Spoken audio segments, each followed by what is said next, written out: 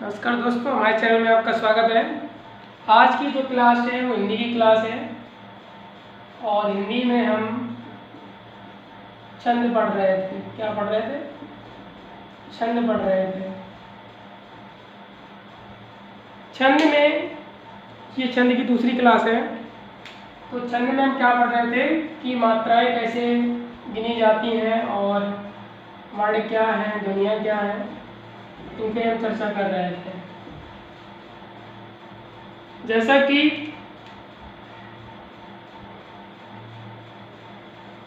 वर्ण क्या होता है, वर्ण जो है मैंने बताया था कि वर्ण की सबसे छोटी इकाई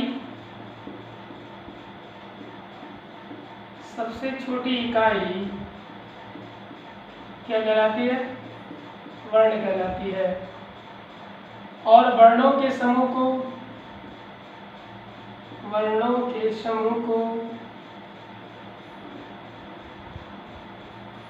वर्णमाला कहते हैं।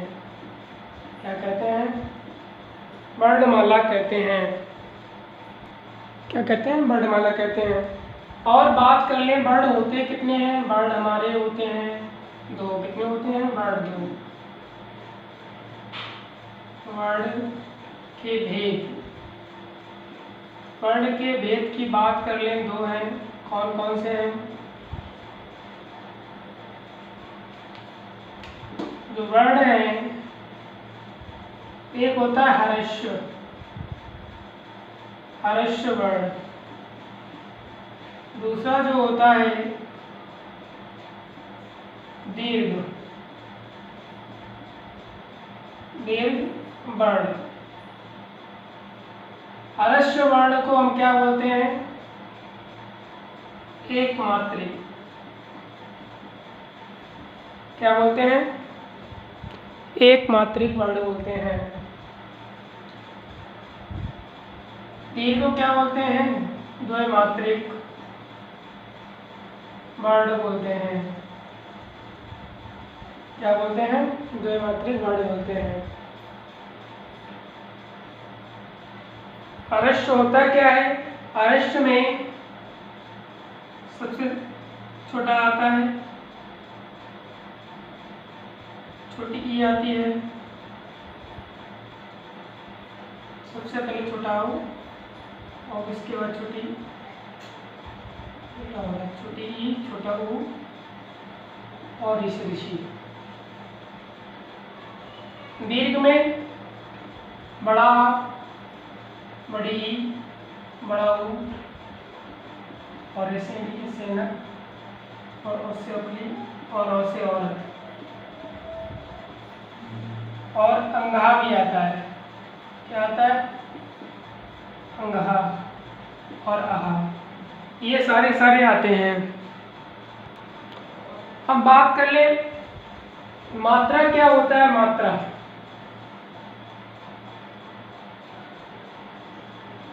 मात्रा मैंने बताया था, मात्रा जो होता है वर्ण या उच्चारण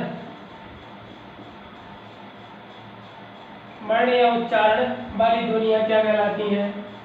मात्रा कहलाती है। या जो कहें जो जिसमें समय लगता है। क्या लगता है? समय लगता है, उसे क्या कहते हैं? मात्रा कहते हैं। मात्रा भी दो प्रकार की होती है। मात्रा के भेद की बात कर लें, भेद दो होते हैं। एक जो होता है हर्ष मात्रा। क्या होता है? हर्ष मात्रा। पहला जो होता है हर्ष मात्रा, इसको ही क्या बोलते हैं? एक मात्रिक मात्रा। एक मात्रिक जो मात्रा है वो कैसी होती है? तो सबसे पहले छोटी, छोटा ऊ और ऋषि और चंद की बिंदी वाला। इसमें क्या होता है? मात्रा को, हर्ष जो मात्रा होती है उसको डिनोट करते हैं एक से। किससे करते हैं? ऐसे। ये हमारी एक मात्रा कहलाती है। कहने का मतलब है हर्ष जो मात्रा है उसको डंडा के हिसाब से डिनोट करते हैं। और जो दूसरी जो मात्रा है उसको बोलते हैं दीर्घ मात्रा, द्विमात्रिक वर्ण, द्विमात्रिक मात्रा। दीर्घ मात्रा क्या होती है? दीर्घ मात्रा में मैंने आपको बताई छोटा, बड़ा, बड़ी और बड़ा ऊ और ऐसे डी, ऐसे न, और से और से और अंगहा। ठीक है, आ नहीं दे, आ भी आएगा इसमें, सॉरी आ भी आएगा। अब दीर्घ मात्रा को डिनोट करते हैं यस के रूप में। ये डबल मात्रा होती है, सिंगल मात्रा, ये डबल मात्रा। तो जैसे हम कहें अतः, अतः अगर करेंगे तो आ से एक मात्रा और अतः से डबल मात्रा, अतः हो गया। बाकी ये सारी की सारी यस की होती मात्राएं होती हैं। यस के आकार में डबल मात्राएं लिखी जाती हैं। जैसा कि वीडियो में दिख नहीं रहा है तो मैं ऊपर ही लिख देता हूँ।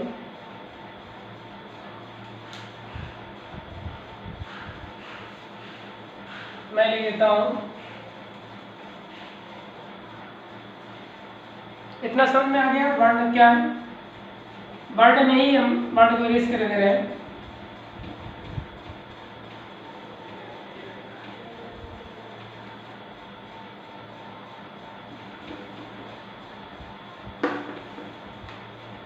दीर्घ मात्रा, या मैं यहाँ लिखता हूँ दीर्घ मात्रा या द्विमात्रिक मात्रा, द्विमात्रिक मात्रा। दूसरा है मात्रा की जो भेद है, दूसरा भेद है। तो दीर्घ में क्या होता है? बड़ा, बड़ी ई, बड़ा ऊ और शेडी से नक और से ओखली और से औरत, अंगहा, असिंगुर, अंगहा। ये सारी की सारी किससे डिनोट होती है? यस के आकार में डबल मात्रा। कहने का मतलब ये हमने मात्राएं पढ़ी थी।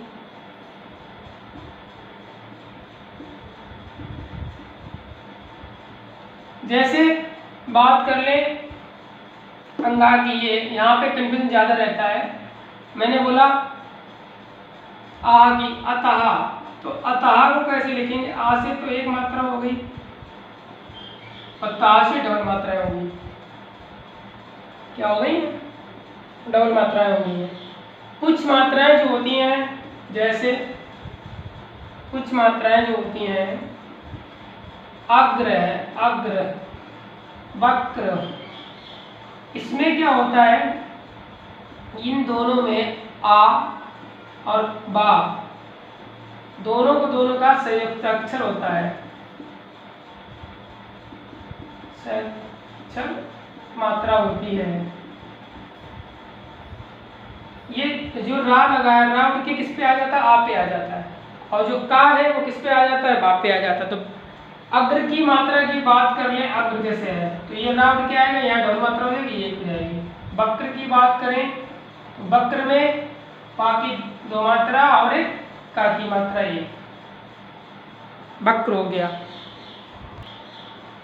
अब जैसे कुछ और बात कर लें, जैसे मैंने बोला कृष्ण, तो कृष्ण जो है ये जो सा है ये काउंट नहीं किया था, लेकिन उठ के कहाँ पे आता? का पे आता। का पे तो ये थी, लेकिन उठ के आया डबल मात्रा। लेकिन मैंने बताया था ये जो राजऋषि है वो एक मात्रा हर्ष मात्रा है। हर्ष मात्रा की वजह से तो मैंने एक काउंट कर लिया, लेकिन ये जो उठ के इस पे आया है इसको डबल में है। बाकी ये कृष्ण हो गया, कृष्ण। तो ये थोड़ा इम्पोर्टेंट है, मैंने लिख दिए हैं। कृष्ण है, वक्र है और अग्र है। अब बात कर लें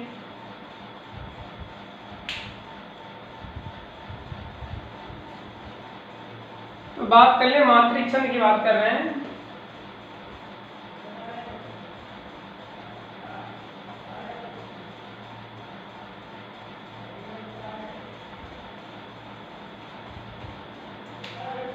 मात्रिक छंद में मैंने बताया था मात्रिक छंद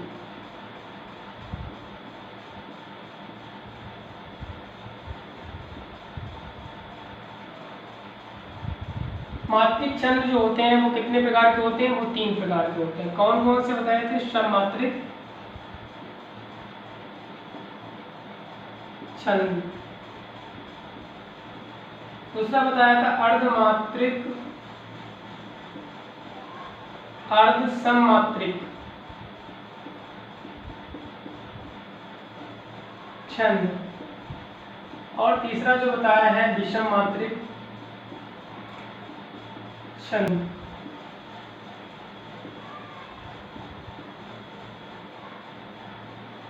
तो ये होते क्या है? समात्रिक छंद, सममात्रिक छंद होते क्या है? ये 4 चरण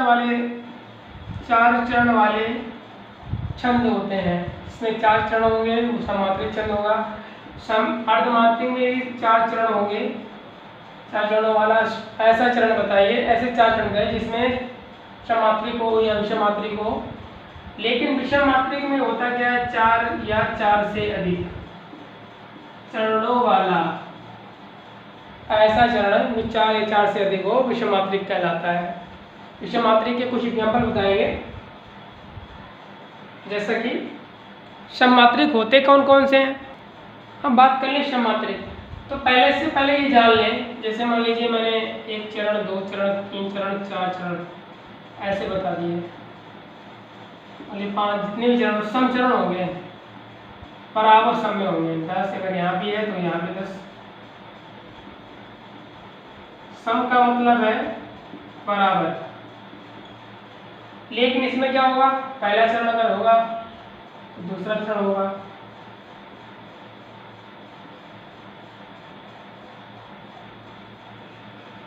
पहला, दूसरा, तीसरा और चौथा चरण।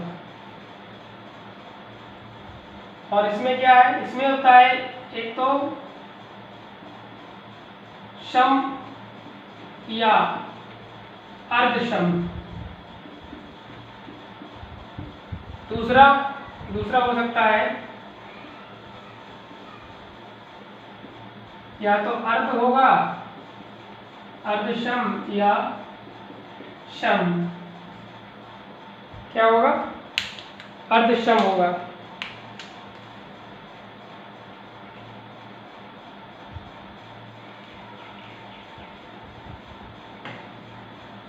अब सममात्रिक चरण होते कौन कौन से? सममात्रिक छंद होते हैं 4 गीत हरिके, 4 गीत हरिके होते बहुत सारे, लेकिन जो इम्पोर्टेंट है, चा से मतलब चौपाई, रा से मतलब रोला, गा से मतलब गीत का, और हरि मतलब हरि गीत का। चौपाई में 16 मात्रा, रोला में 24, गीतिका में 26 और हरि गीतिका में 28। कितनी मात्राएं होती हैं? 28 मात्रा होती है हरि गीतिका में। अब बात कर लें अर्धसम की, तो अर्धसम होता क्या है? अर्धसम तो 2 बार 16,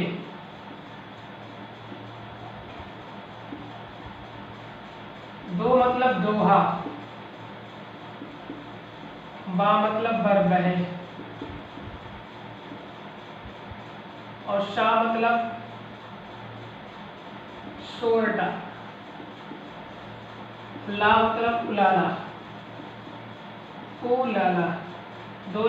दोहा में 13, 11, बरबे में 12, 7 और सोरठा में 11 और 13 और इसमें 15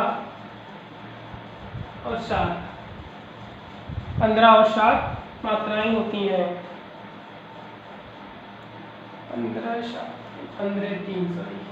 15 3 मात्राएं होती हैं। अब बात करें विषम मात्रिक। तो विषम मात्रिक जो होता है कुछ वो मतलब कुंडलियां अच्छा मतलब छप्पा छा मतलब छप्पा। तो कुंडलियां कैसे बनी होती हैं? कुंडलियां दोहा प्लस रोला से बनी होती हैं। और छप्पा कैसे बना होता है? रोला प्लस उलाला से बना होता है। तो ये हम बाद में लिखा देंगे, नीचे बोर्ड में दिख नहीं रहा है। इतनी बात समझ में आ गई। समात्रिक छंद कौन से होते हैं? 4 गीत हरिके, चौपाई, रोला, गीतका, हरिगीतका। 8 सम की बात कर लें, 2 बार शोले, दोहा, बरवैक, सोरठा, उलाला।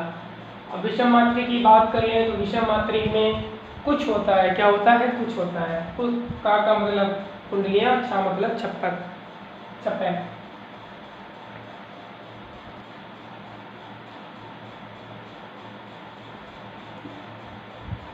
तो हम बात कर लें सबसे पहले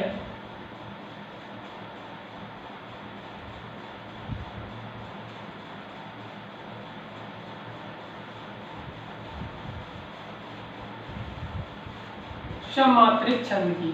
सममात्रिक छंद में क्या बताया मैंने? 4 गीत हरिके,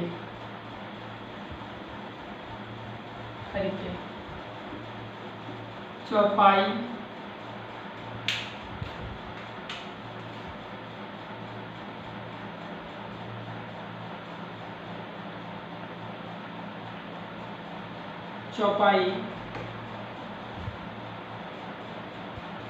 पहला है चौपाई, दूसरा रोला, तीसरा गीतका और चौथा हरिगीतका। चौपाई में 16 मात्रा, इसमें 24 मात्रा, इसमें 26 मात्रा, इसमें 28 मात्रा।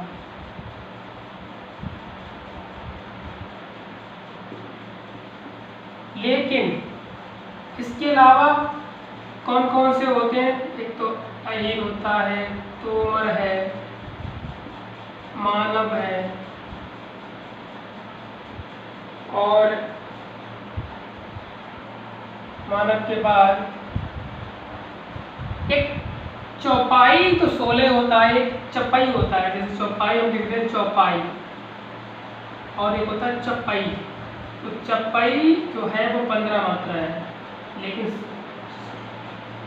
चौपाई में 16 है। इसके बाद बात कर लें पीयूष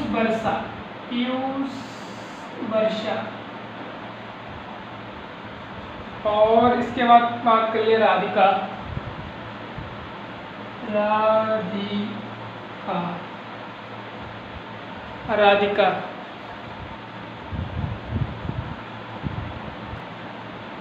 राधिका के बाद बात कर ले सरसी हुआ, सार है, आतंक है, और वीर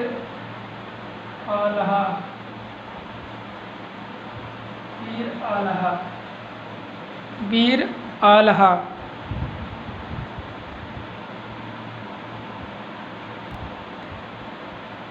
और चाहो तो ज़्यादा से पहले गीत का लिख लो और हरिगीतका के बाद वीर आला उदल। अब इनकी मात्रा की बात कर लें। अहीर में होती हैं 11 मात्राएं, तोमर में होती हैं 12 मात्राएं, मानव में 14 मात्रा, चौपाई में 16 मात्रा, चपाई में 15 मात्रा, पीयूष वर्षा में 19 मात्रा, राधिका में 22 मात्रा, सरसी में 27 मात्रा, षाढ़ में 28 मात्रा, आडम में 28 मात्रा, गीतका में 26 मात्रा और हरिगीतका में 28 मात्रा, वीर आला में 31 मात्रा। 31 के पेड़ होते हैं, या तो 15 या 16 या 16 या 15, 2 पेड़ होते हैं।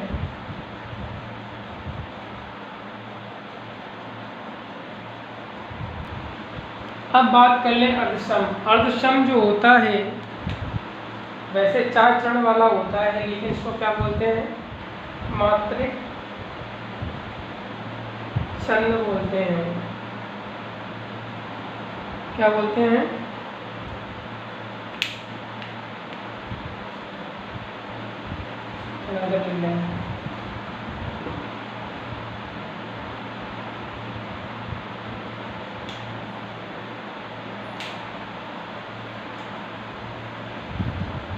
अर्धसम मात्रिक। अर्धसम मात्रिक 4 चरण वाला, 4 चरण वाला ऐसा छंद जो 4 चरण वाला हो। इसमें मैंने क्या बताया था? इसमें बताया था 2 बार शोले, 2 मतलब दोहा, बा मतलब वर्ब है, और राम शा मतलब सोरठा, और ला मतलब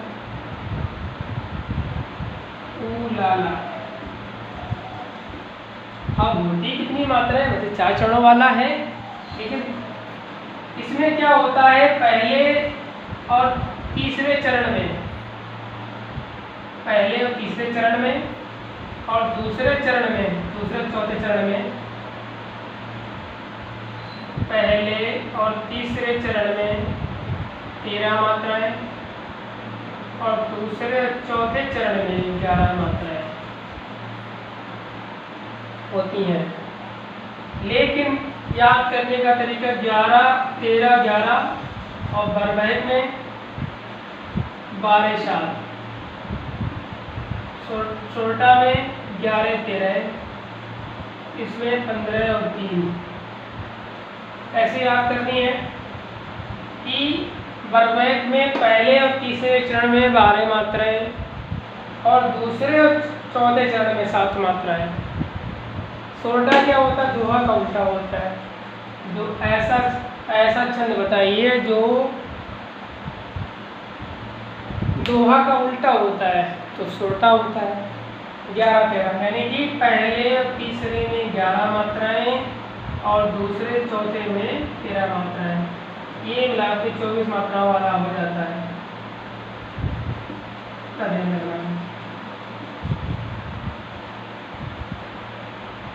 इतनी बात समझ में आई? अब बात कर लें विषम मात्रिक। विषम मात्रिक छंद क्या होता है? तो विषम मात्रिक छंद मैं यहाँ बता देता हूँ।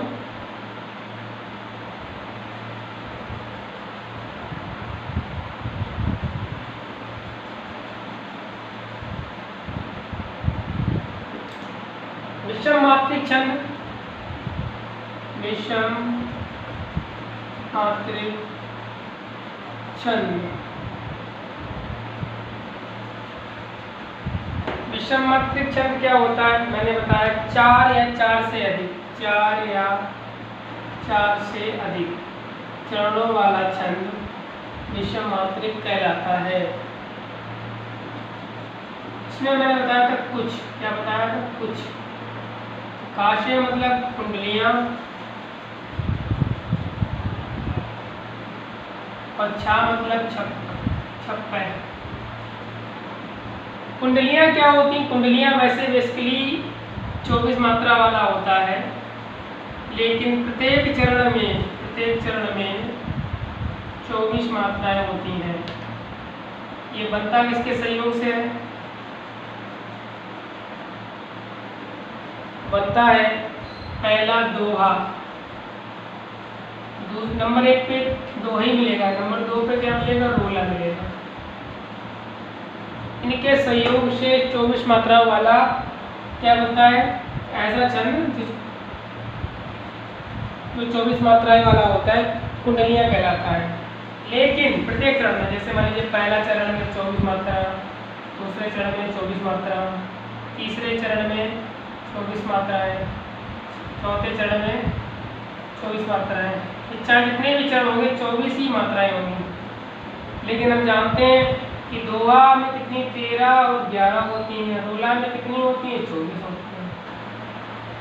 दोहा दोहा को भी मिला लो तो 24 और रोला का भी मिला लो 24। लेकिन हम छप्पे की बात करें, छप्पे में क्या होता है? 24 या 24 से अधिक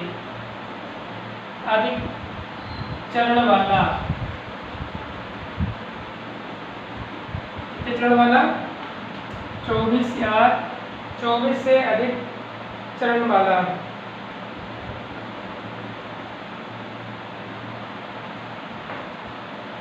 इसमें क्या होता है? इसमें सबसे पहले नंबर 1 पर रोला आता है। नंबर 1 पे क्या आता है? रोला। नंबर 2 पे क्या आता है? उलाला। उलाला में क्या होता है और रोला में क्या होता है? रोला में तो 24 मात्राएं होती हैं, लेकिन उलाला में क्या होता है? 15 और 3 मात्राएं। ठीक है। इसके पहले चरण में 24 मात्राएं, दूसरे चरण में 24 मात्राएं, तीसरे चरण में 24 मात्राएं, चौथे चरण में 24 मात्राएं। जैसे ही 5वां चरण हुआ तो 28 मात्रा, 6वां चरण है 28 मात्रा। 24 के बाद कितनी हो सकती है? 24, 25, 26। जो 4 चरण होंगे, पहले जो 4 चरण होंगे वो कैसे होंगे? 24 मात्राओं वाले होंगे। लेकिन 4 के बाद जैसे ही 5वां चरण लगेगा फिर वो चाहे 26 हो, 27 हो, 24 से अधिक होंगे। इतनी बात समझ में आई?